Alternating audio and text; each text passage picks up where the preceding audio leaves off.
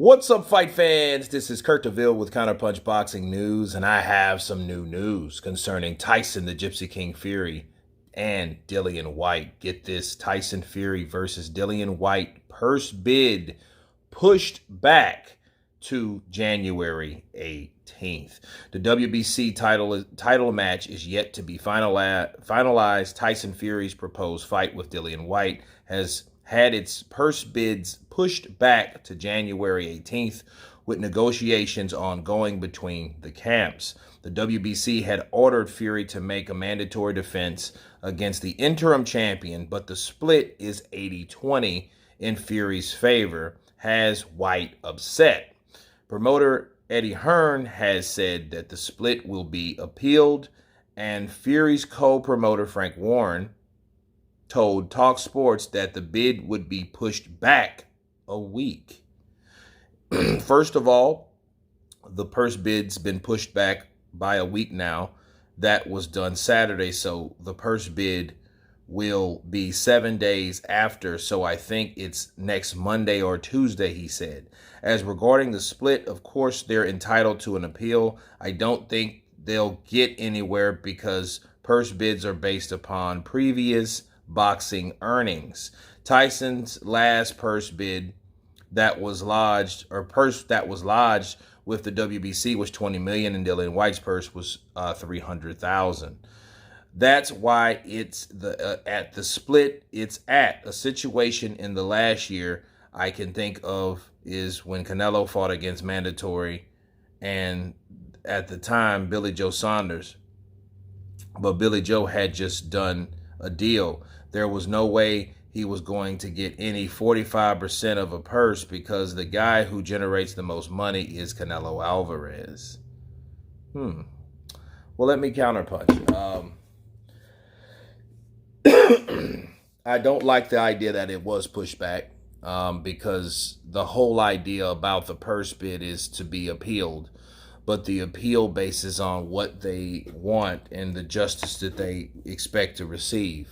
So I get that.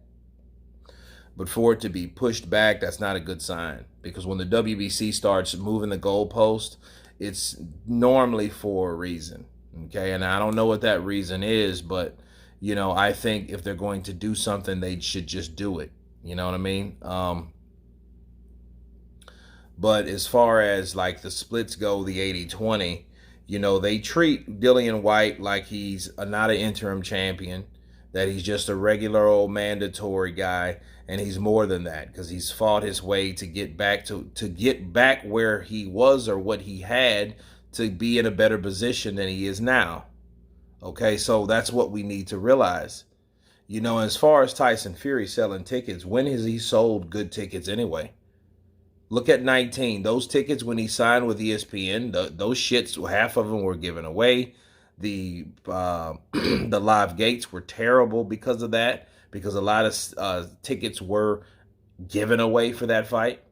So is the Otto Vailene fight, so that stunk. Okay, he fought Wilder, and that did fairly well. The money was there.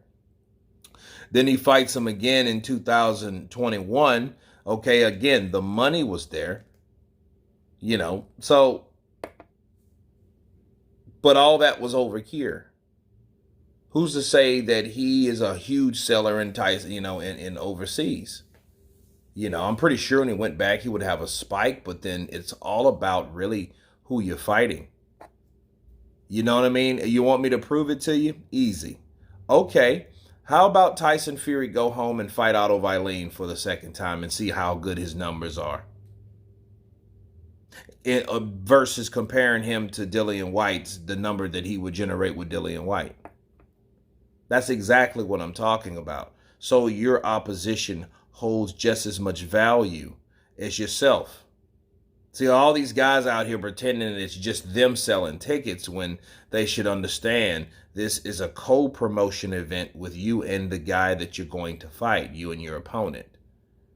And until they respect that, they won't go anywhere. And Frank Warren picked up a shitty-ass example talking about Billy Joe Saunders. Billy Joe Saunders was a mandatory, just like Dillian Whyte. But Billy Joe Saunders was not an interim champion. He was just another belt holder. Okay, and he agreed to a fight with the other champion. And at the time, it was Canelo Alvarez. Okay, the two-weight champion at the time, or should I say, the two-belt champion at the time. So they totally overlooked it. But the saving grace is, if, like Eddie Hearn said earlier, yesterday, if it doesn't go our way, we'll take the money. And then if it goes to Pursebid, though, Pursebid is a way for them to get it back anyway. So it does make me very suspicious that they're moving that they're pushing it back, because that has more time for them not to make a distinct decision so they could possibly fight someone else. I'm talking about Team Fury. And then justify it as, oh, you didn't have enough time, or this, that, and the other. But what you don't want to see is, you don't want to see Dillian Whyte, because he's going through this negotiation sitting around fat as a butterball, or like the Black Michelin Man.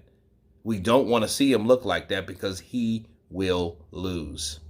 He needs to be in the best shape of his life, and I hope these outside things don't get to him. But if it does get to him, it only shows you that he's what? Only human.